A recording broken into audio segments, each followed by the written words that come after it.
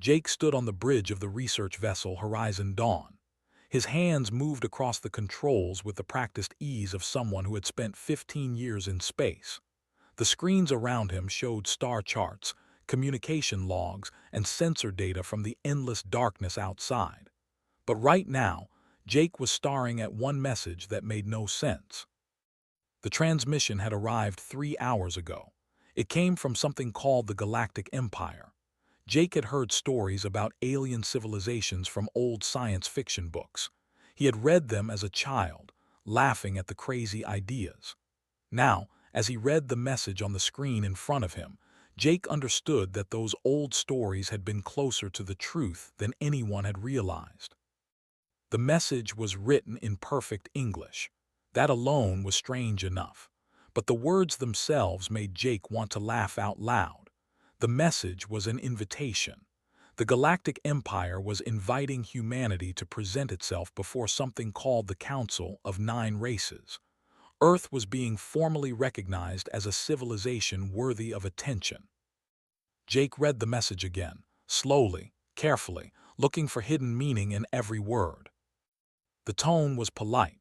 It was also insulting in ways that were so clear that Jake wondered if it was intentional. The Empire referred to humanity as a newly discovered primitive species. They talked about Earth as though it was a child who had just learned to tie his shoes. They used words like charming and quaintly resourceful and surprisingly intact when describing human civilization. What made Jake smile was not anger. It was the sudden understanding that the Galactic Empire had no idea what they were looking at when they looked at Earth. He contacted Admiral Holmes immediately. She was based in Geneva, leading everything related to Earth's space program. Holmes had been in her position for 15 years. She was tough, smart, and she understood what humans were capable of doing. When she read the transmission, Holmes said nothing for a long time. "How serious is this?" she finally asked. Her voice was calm, but Jake could hear tension underneath. "Completely serious," Jake said. "The transmission came from a Galactic Empire fleet that is approximately 30 light-years from Earth. According to their information, they discovered us about 6 months ago through satellite observation. They have been trying to figure out if we are intelligent enough to communicate with." "Are they hostile?" Holmes asked. "No," Jake said, "but they do not take us seriously. They think we are amusing, like watching animals in a zoo." Admiral Holmes set up a meeting with the most important people in human government. The meeting took place in a secure room underneath the city of Geneva. Generals, scientists, politicians, and business leaders all sat around a table. Some were excited, some were afraid, some were angry. Holmes let them talk for a while. Then she stood up and everyone went quiet. "They think we are weak," Holmes said. Her voice cut through the nervous energy in the room. "They think we are funny. They discovered us by looking down from their satellites and laughing at how primitive we are. So here is what we are going to do. We are going to accept their invitation. But we are not going to go to them as beggars. We are not going to bow down and ask for help. We are going to show them exactly what humans are." "How?" asked General Williams. He was the head of Earth's military forces. "By giving them exactly what they expect," Holmes said. "Humanity is going to go to the Council of Nine Races. We are going to present ourselves. But instead of presenting humanity as a species that wants to join their club, we are going to present humanity as a species that is interesting, unpredictable, different." Jake watched Holmes as she spoke. He had worked with her before, and he recognized the look on her face. It was the look she got when she was planning something that nobody else had thought of. It was the look of someone who understood that the best way to win was sometimes to play by the other person's rules while doing something they had never considered. Over the next few weeks, Holmes began selecting people to represent Earth. She wanted the best scientists. She wanted the most creative thinkers. She wanted people who could look at a problem and see it from a completely different angle than everyone else. She selected Doctor, a man who had done groundbreaking work in how human brains learn and adapt. She selected Engineer Caroline West, a woman whose innovations had changed how humans produced energy. She selected Dr. Henry, a biologist who had made discoveries about how human bodies could survive in extreme conditions. She selected Jake to be the main speaker, and she selected Dr. Lisa Graham, the most respected scientist in the entire world, to lead the team. When Lisa heard about the mission, she smiled in a way that made Jake understand that she already knew exactly what Holmes was planning. The two women had spoken privately. Lisa knew the strategy. She approved of it. Jake attended multiple training sessions. He practiced speaking about humanity in ways that would not sound like begging. He practiced talking about human history, human achievements, and human capabilities. He learned about the Galactic Empire from the limited information that Earth had been able to gather. The Galactic Empire was old, very old. They had been traveling between stars for over 50,000 years. They had encountered thousands of civilizations. Most of those civilizations had been considered primitive compared to the Empire. The Empire had a way of treating every new species they discovered like younger children who needed guidance. What the Empire did not understand was that humanity had something different. Humans had survived on a planet that was actively hostile to their existence. Humans had evolved alongside predators that could kill them easily. Humans had survived ice ages and volcanic eruptions and diseases that had wiped out half their population. Humans had learned to think creatively, to solve problems in new ways, to adapt to situations that nobody had encountered before. The Empire had technology that was superior. The Empire had knowledge that was ancient and vast. But the Empire had something else that they did not realize. They had rules. They had established ways of doing things. They believed that certain approaches worked and certain approaches did not. Humans broke rules. Humans tried things that were not supposed to work. Humans failed constantly and then tried again in a different way. 3 weeks after the initial invitation, Jake and his team boarded a shuttle. They were heading to the Galactic Empire's welcome vessel. Nobody on Earth knew exactly what would happen. Holmes had given them a mission, but the details of how to complete it were left to them. As the shuttle prepared to launch, Jake stood in the window and looked at Earth below him. The blue planet that had been humanity's home for hundreds of thousands of years. The planet that had made humans tough and creative and willing to try impossible things. Jake was carrying humanity itself on his shoulders. He was carrying the entire species into a meeting with beings who thought humans were a joke. And Jake was smiling because he understood that they were about to find out why humans were never the ones being laughed at for very long. The Galactic Empire's welcome vessel was beyond anything that human engineers had ever built. Jake's shuttle approached slowly, giving everyone aboard time to stare at the massive structure.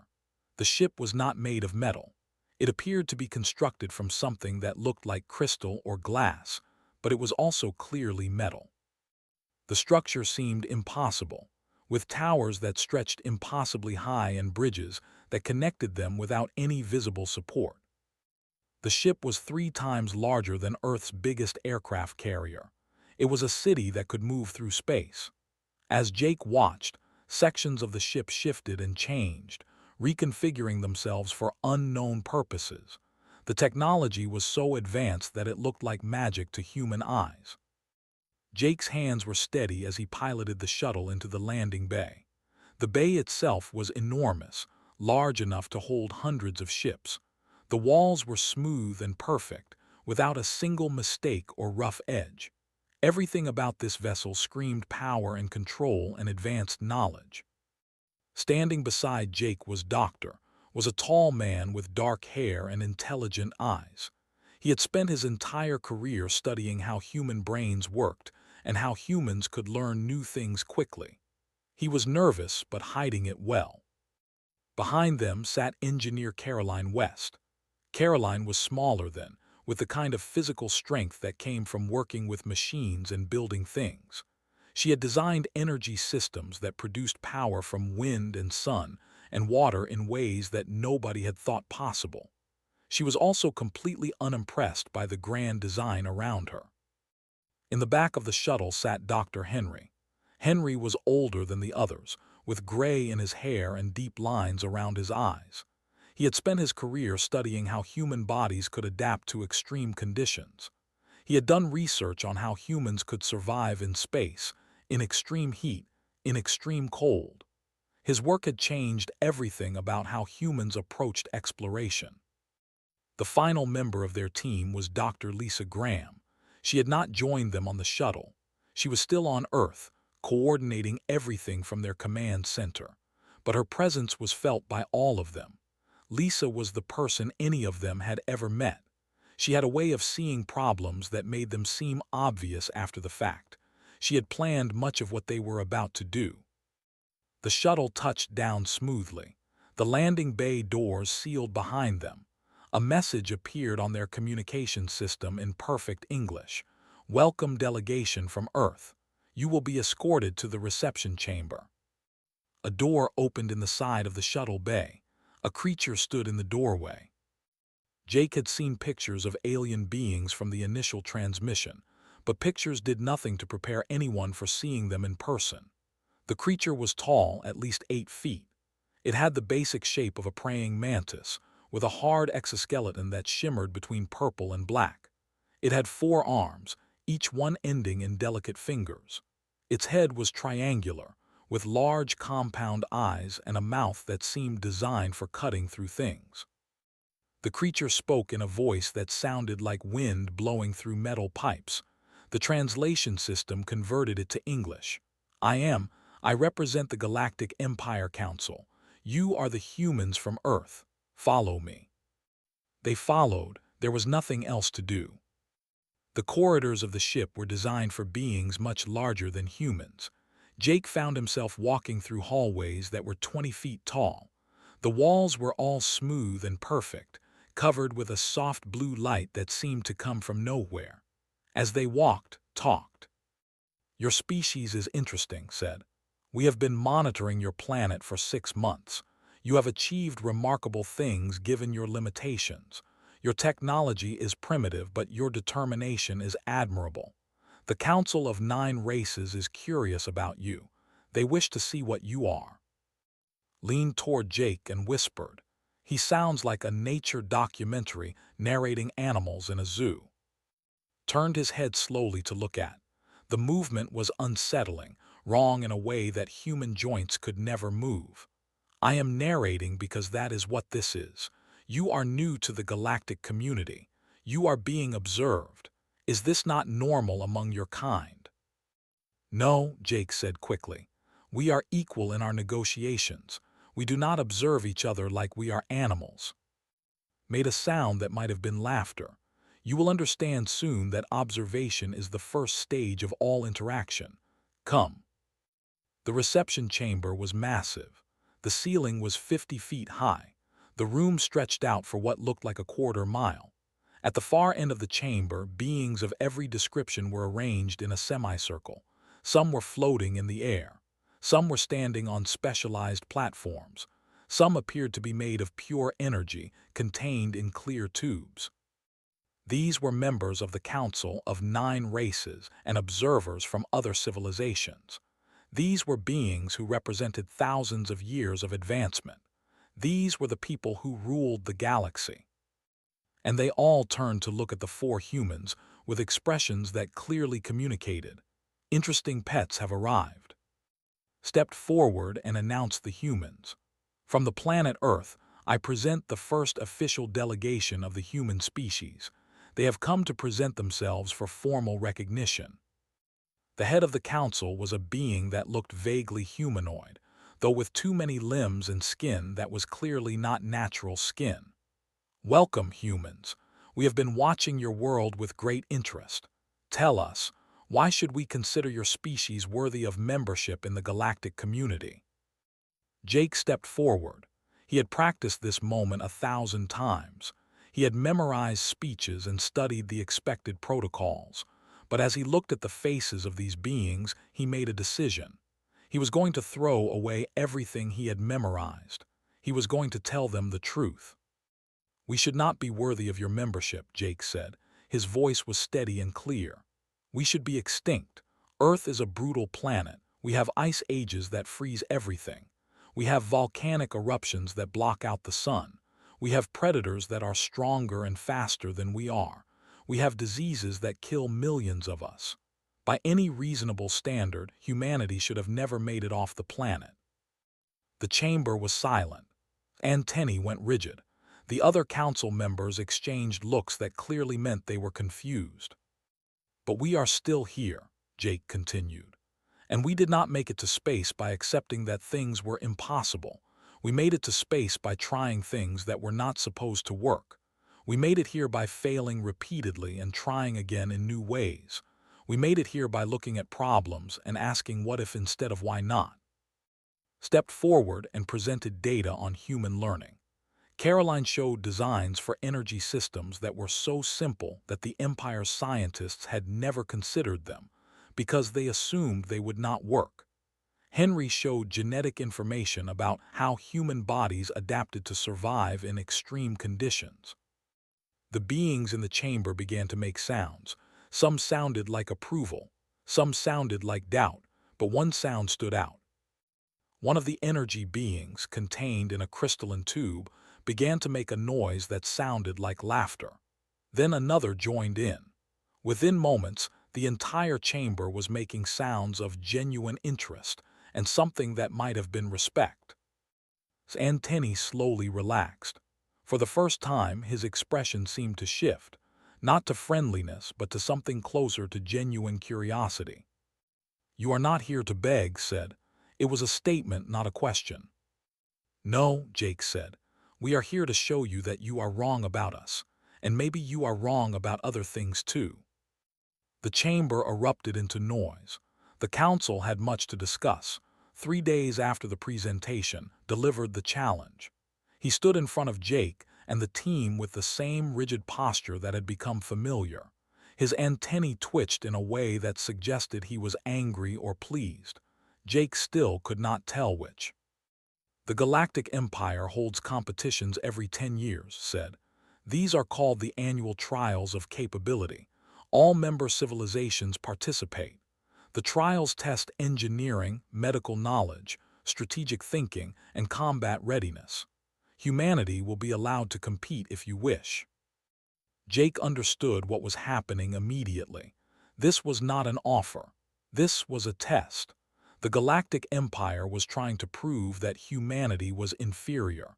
They were giving humans a chance to fail in front of the entire galaxy. "We accept," Jake said. He did not hesitate. His antennae went completely still. "You understand that there are 23 civilizations competing, that humanity will be competing against species with thousands of years of technological advantage, that your species has never participated in the trials before." "We understand," Jake said. "We will compete anyway." That night, Jake made a call to Admiral Holmes on Earth. The signal took 8 minutes to travel between the shuttle and Earth. Holmes listened to everything Jake had to say. Then she made a decision that everyone around her thought was insane. "Do not just compete," Holmes said. "Win." The trials took place at an arena station that orbited a star in neutral territory. The station was enormous, designed to hold billions of beings. It was also equipped with every piece of technology that the Galactic Empire had accumulated over 50,000 years. Humanity's first trial was engineering. The task was simple. A power core from an old starship had been deliberately damaged. Each civilization had to repair it using only the materials provided and only the equipment that was authorized for use. The repairs had to make the core functional again. There was a time limit of 24 hours. Jake watched from an observation platform. He had brought in Martinez, was an engineer who had worked on spacecraft design, was a mechanical expert who could build almost anything with basic materials. They were backed up by 4 specialists who understood human physics and mathematics better than almost anyone else on the planet. The other civilizations started working immediately. They used sophisticated diagnostic equipment. They followed established protocols that their species had developed over thousands of years. Some were repairing the core by replacing damaged components. Others were implementing ancient repair strategies that had been passed down through their civilizations. And did something completely different. They spent the first 2 hours just looking at the power core. They did not try to repair it. They did not use any diagnostic equipment. They simply examined it carefully and asked questions. Made sketches on a piece of paper. He worked backward from what the power core was supposed to do. Instead of trying to understand how the Empire's technology worked from first principles, tried to understand what result was needed, and then find a new way to achieve that result. Began building components from raw materials. She was not trying to replicate the original pieces. She was creating new pieces that could achieve the same function using completely different mechanisms. By hour 6, other civilizations had made progress. Some had successfully identified the damaged sections. Others had begun repairs. Humanity was still in the early stages of reconstruction. By hour 12, had completed construction of replacement components, had integrated them into the system.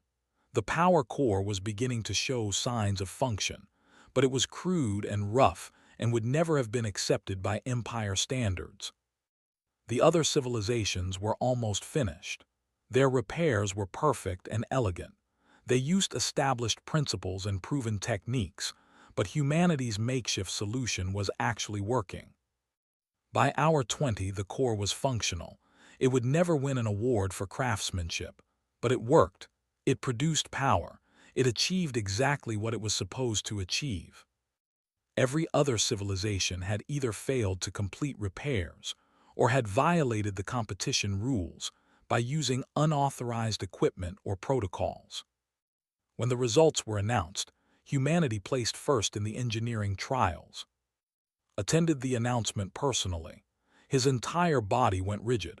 He said nothing, but his antennae twitched in patterns that suggested extreme emotion. The medical trials came next, and a field medic named were assigned to the medical challenge. They were given a patient. The patient was a being whose physiology did not match anything in the Empire's medical database. The organism had compound trauma that should have been fatal. Medical experts from 3 civilizations had already examined the patient and declared treatment impossible. And did something that shocked every medical professional present. They asked the patient questions about his own body. The patient was conscious and able to communicate. Instead of trying to diagnose based on external observation alone, and use the patient as an active participant in finding the solution. Humans had developed this technique for treating trauma patients. They called it collaborative diagnosis. It was based on the understanding that patients often knew their own bodies better than outside observers could determine. Using this approach and stabilized the patient. Then they discovered that by combining human immunological techniques with careful observation of the patient's own healing responses, they could actually repair the trauma in ways that the other medical professionals had never considered. The patient survived. The patient actually began to recover.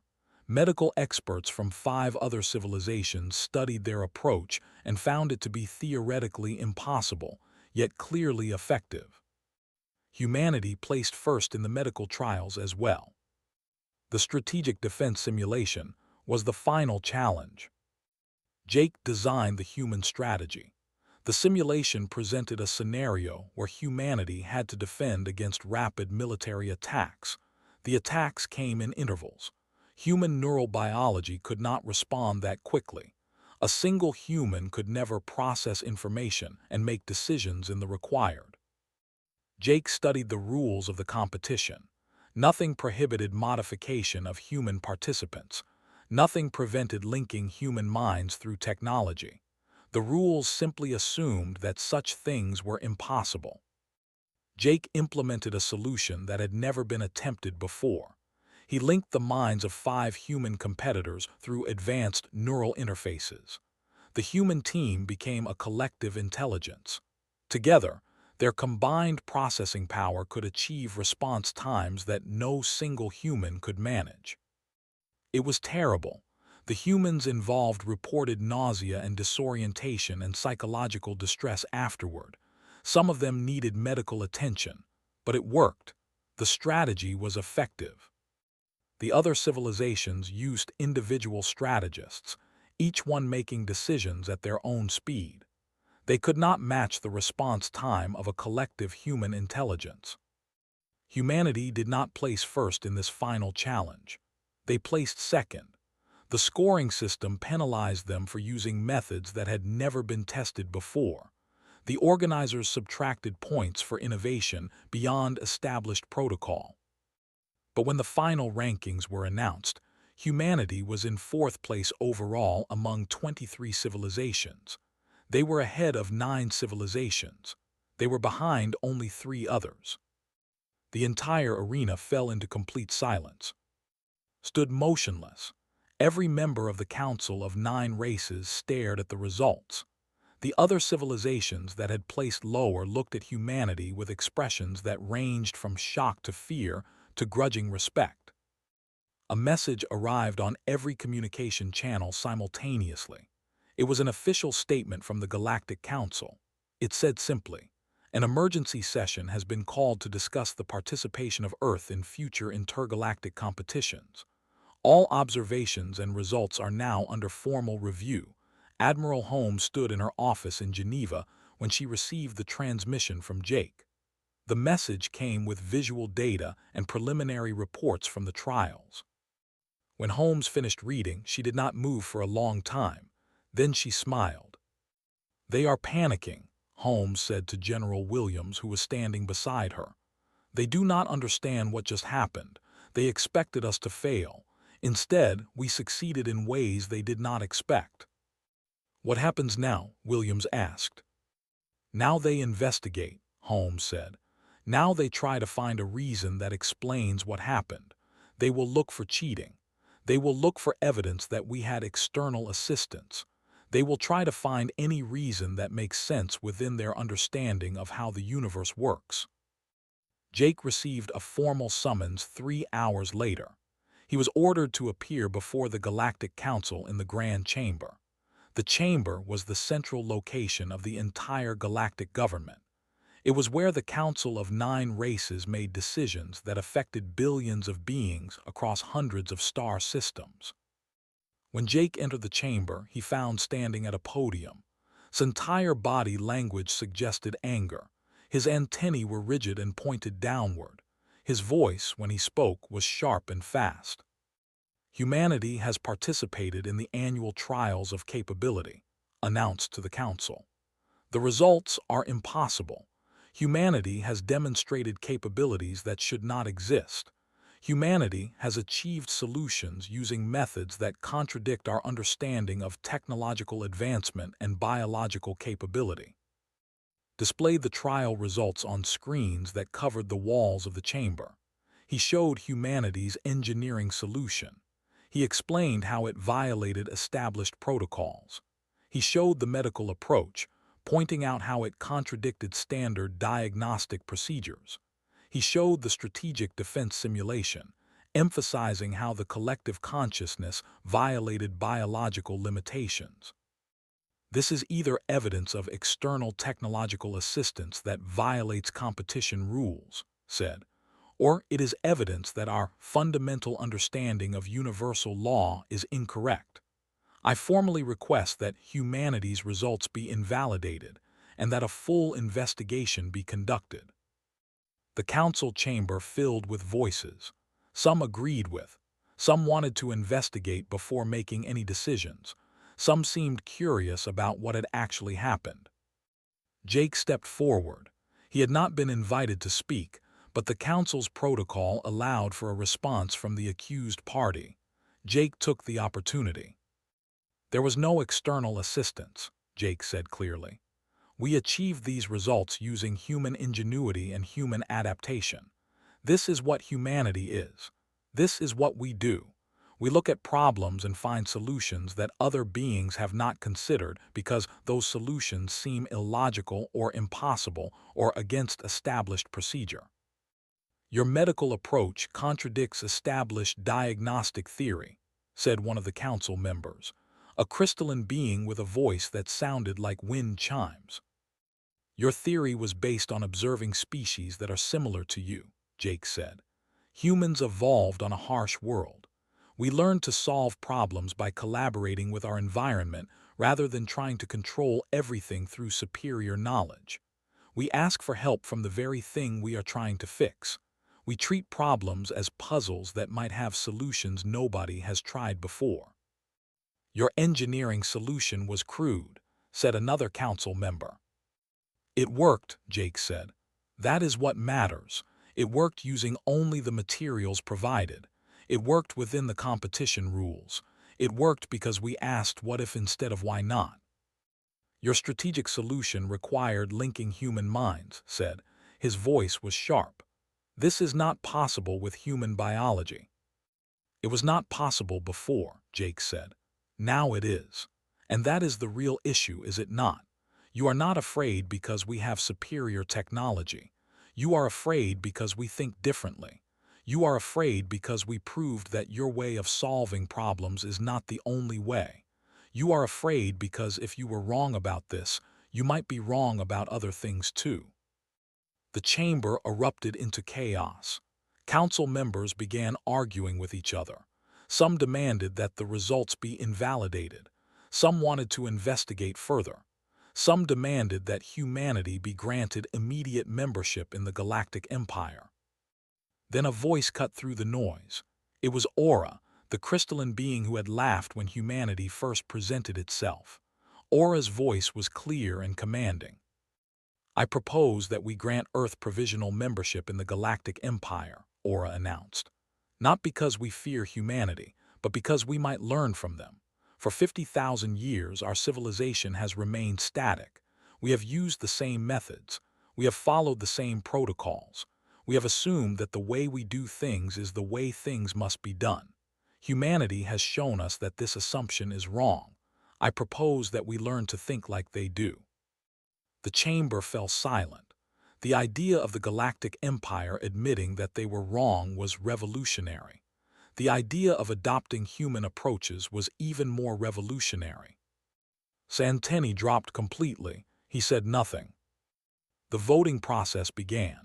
Representatives from every single civilization in the Galactic Empire cast their votes. The results came in quickly. Humanity was granted provisional membership in the Galactic Empire by a margin of 70% to 30%. The Council added conditions. Humanity would maintain complete autonomy over their own affairs for 5 years. Humanity would not be required to accept or adopt any Galactic Empire technology. Humanity would be granted observer status on the Council, meaning humans could attend and speak at meetings but could not vote on major decisions. And most importantly, humanity would be permitted to continue developing their own technology and their own approaches to problem-solving without interference from the Empire.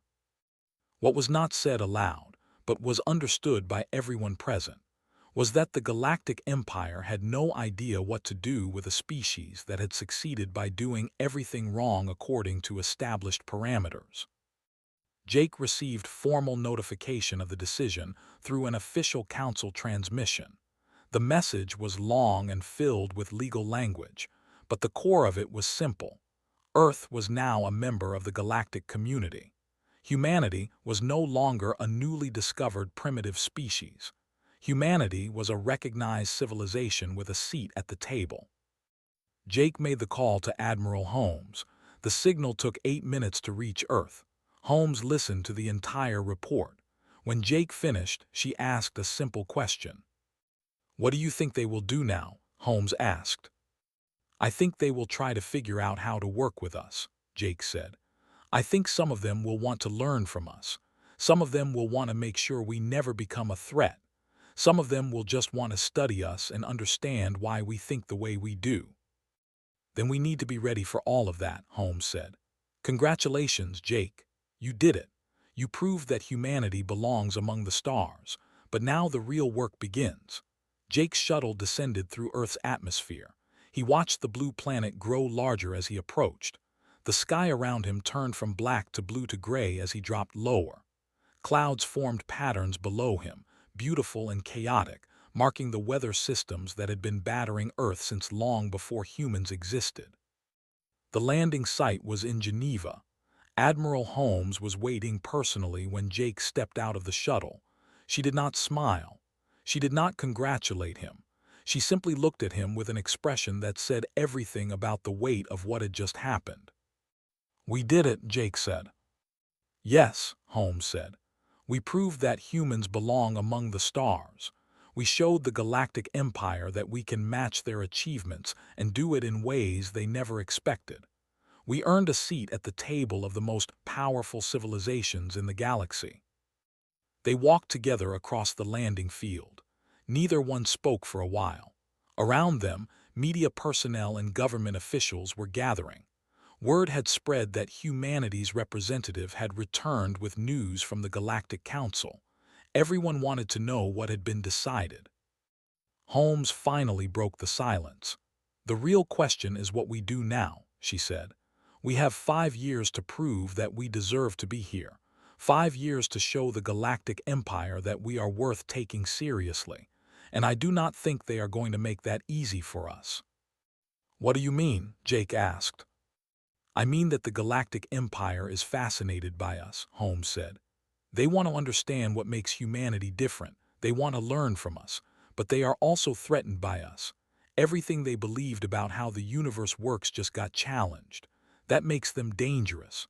Some of them will want to destroy us just to make the threat go away. Others will want to control us. Others will want to become us." They entered the government building. Inside, a secure conference room had been prepared. Scientists, politicians, military leaders, and business executives were all waiting. Holmes called the meeting to order and Jake presented everything that had happened. The response was mixed. Some people were excited. Some were worried. Some wanted to immediately start learning from Galactic Empire technology. Others wanted to make sure humanity remained independent and did not become dependent on alien knowledge. "We need to be strategic about this," Holmes said. "We cannot accept every offer the Galactic Empire makes. We cannot depend on their technology too much. But we also cannot ignore everything they can teach us. We need to learn their ways while staying true to our own ways." Over the next few weeks, Jake found himself in meetings constantly. The United Nations wanted to create a new division specifically for managing relations with the Galactic Empire. Multiple countries wanted to send their own representatives to the space station, where humans would be permitted to observe council meetings. Universities around the world wanted access to the data that Jake had collected about Galactic Empire technology and culture. But there were also darker conversations. Military leaders wanted to know if the Galactic Empire was truly peaceful or if they were simply waiting for an opportunity to invade Earth. Some politicians wanted to increase military spending dramatically. Others wanted to negotiate trade agreements that would give humanity access to advanced technology. Jake found himself becoming more and more uncomfortable with the politics of it all. He had wanted to introduce humanity to the galaxy. He had wanted to prove that humans were worthy of respect. He had done both of those things. But now he was watching as every government on Earth tried to figure out how to benefit from contact with the Galactic Empire. 3 months after returning to Earth, Jake received an unexpected message. It was from Aura, the crystalline being who had voted for humanity's membership in the Galactic Empire. The message said simply, "I wish to learn your ways. May I visit Earth?" Admiral Holmes called an emergency meeting when she heard about the message. The idea of a Galactic Empire representative actually visiting Earth was shocking. Nobody was prepared for that level of contact. "It is a chance," Holmes said. "It is a chance to show Aura what Earth is really like. It is a chance to show the Galactic Empire that we are not just technologically capable. We are culturally interesting. We have something to offer beyond our ability to solve problems." Aura arrived 2 weeks later. The being descended to Earth's surface in a small shuttle that was so advanced It seemed to violate the laws of physics. Aura stepped out onto the landing field and looked around at Earth with what Jake interpreted as curiosity and wonder. Jake took Aura on a tour of Earth. They visited mountains and oceans. They visited cities and rural areas. They visited museums and universities. They ate human food, which Aura found fascinating and strange. They listened to human music. They watched humans play sports and create art and argue with each other about everything. One evening, Aura asked Jake a simple question. "Why do you struggle against each other?" Aura asked. "Your species fights wars. Your nations compete for resources. Your people argue about everything. Why do you not work together toward common goals?" Jake thought about the question for a long time before answering. "Because we are not that advanced," he said. "We are still learning how to work together. We still make mistakes. We still hurt each other, but we are always trying to do better. That is what humans do. We fail and we learn and we try again." "That is exactly why your species is valuable," Aura said. "The Galactic Empire has become comfortable. We know things. We have solved problems, but we do not know how to learn the way you learn. We do not know how to fail and try again. You might teach us something very important." When Aura left Earth, the being left with promises. Aura would advocate for humanity within the Galactic Council. Aura would help ensure that other civilizations gave humans a fair chance. Aura would facilitate cultural exchange between Earth and other worlds. Jake stood watching Aura's shuttle leave Earth's atmosphere. He thought about everything that had happened.